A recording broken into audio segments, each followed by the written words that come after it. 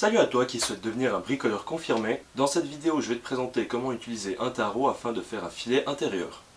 Pour réaliser un filet intérieur, tu auras besoin d'un tourne à gauche, deux tarots, éventuellement un équerre pour être précis, et d'une mèche à chanfreiner.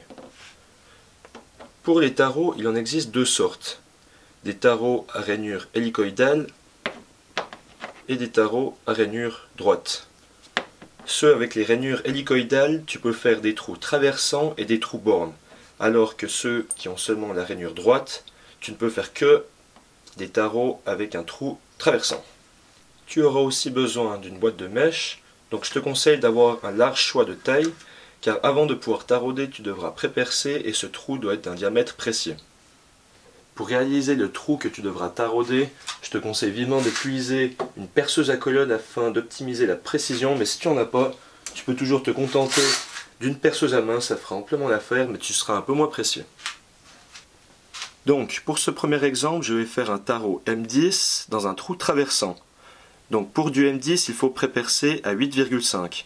En description de cette vidéo, je te marquerai quel diamètre de mèche utiliser en fonction de ton tarot que tu dois utiliser.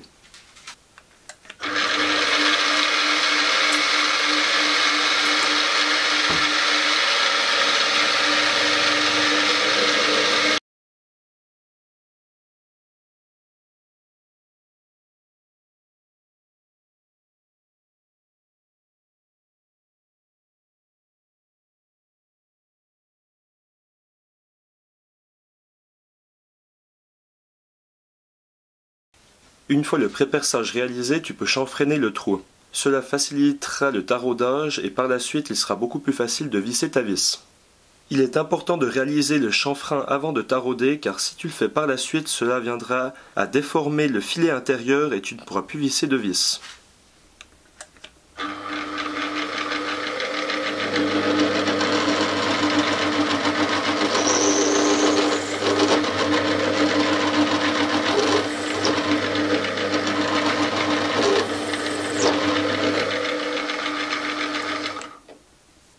Pour le deuxième exemple, je vais utiliser une mèche de 4,2 pour faire un tarot M5. Et ce trou, cette fois, je vais le faire borgne, c'est-à-dire qu'il ne traverse pas de l'autre côté de la pièce.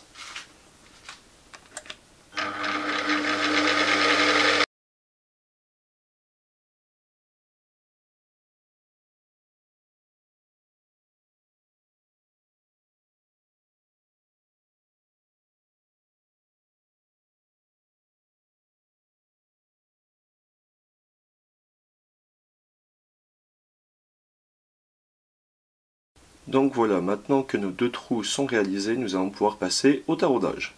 Donc si tu as un étau, je te conseille vivement de l'utiliser, ça sera beaucoup plus pratique pour finir cette pièce. Mais si tu en as pas, tu peux toujours te contenter d'un serre-joint que tu fixes à une table, ça peut amplement faire l'affaire. Donc il te faudra le tourne à gauche et tu peux venir installer le tarot à l'intérieur. Bien serré. Si tu as la possibilité d'avoir un petit peu d'huile, mets-en seulement, ça aidera pour l'usinage. Et là, ce qui est très important, c'est d'être vraiment le plus droit possible.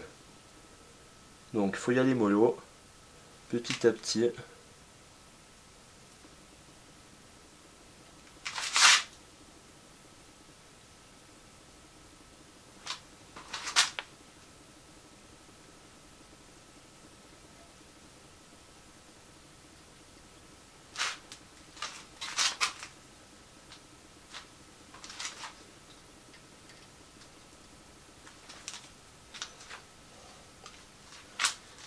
Si tu veux vérifier que tu es bien droit, tu peux toujours desserrer, prendre un équerre et venir vérifier.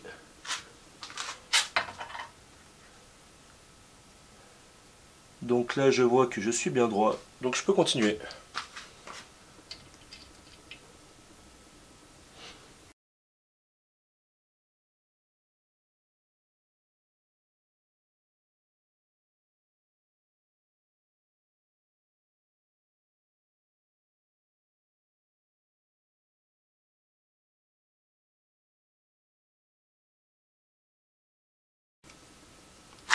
N'hésitez pas à le faire en 2 fois, ça évitera de casser le tarot à l'intérieur uniquement parce qu'il y avait des copeaux qui sont restés au fond.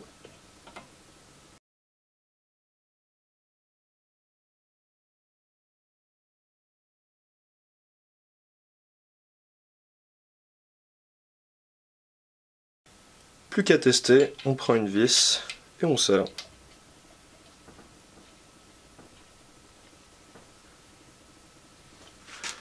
On teste, on voit que ça fonctionne bien, donc c'est réussi. Et donc pour ce deuxième tarot, je vais te montrer une deuxième solution. Tu peux directement venir fixer ton outil sur une perceuse à main. C'est un petit peu plus bourrin mais ça fonctionne aussi. Attention, si vous utilisez de petits tarots, vous aurez vite fait de le casser, donc allez-y mollo.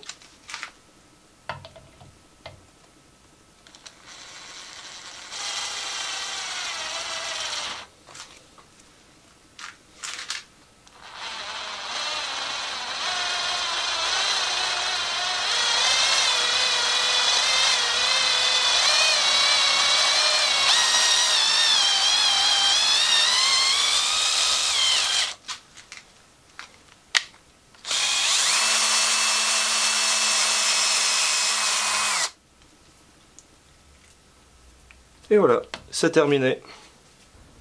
Merci d'avoir regardé cette vidéo jusqu'à la fin. N'hésite pas à liker, commenter et surtout n'oublie pas de partager ton savoir. Bricole safe. Ciao!